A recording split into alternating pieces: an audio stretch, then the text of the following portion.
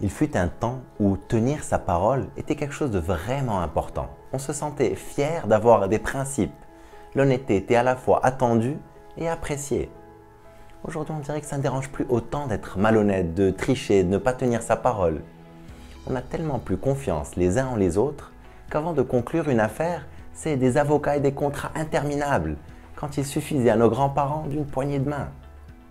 Le matérialisme a pris tellement de place et on est si nombreux à vivre dans la peur du manque ou à être obsédé par devenir riche le plus vite possible.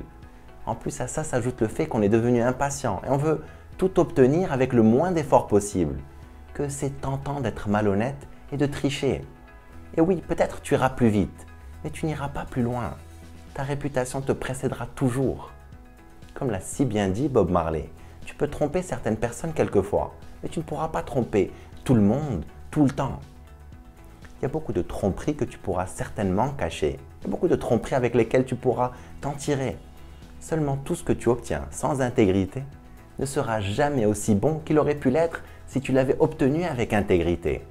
Tu peux voler les tomates du voisin, mais tu n'auras jamais la même satisfaction que si tu cueillais ce que toi tu as cultivé, qui sont le fruit de tes efforts. Aussi, tu pourras peut-être obtenir ce que tu souhaites en trichant. Tu peux balayer les choses sous le tapis, mais tu vas toujours payer un prix. Le prix de ton estime de soi. Tu ne te sentiras jamais fier de toi. Ce qui veut dire qu'en vrai, tu ne trompes personne d'autre que toi. Quand tu as de l'intégrité, tu paies tes factures. Tu ne fais pas l'autruche pour ne pas payer tes dettes.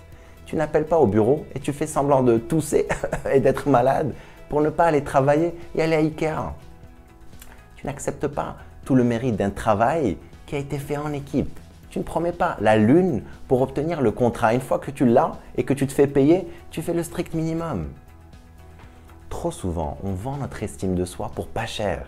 Et tu prends du matériel de bureau pour l'utiliser à la maison par exemple. Ou quand le caissier du supermarché se trompe et te rend de la monnaie en plus, au lieu de lui signaler, tu t'en vas. Ou tu pirates le Wi-Fi du voisin. Ce n'est pas de l'intégrité ça.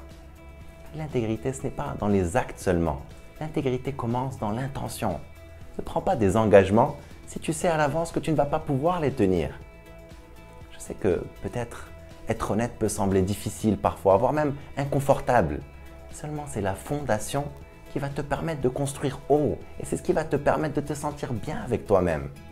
Plus tu as d'intégrité, plus tu vas être en paix avec toi-même.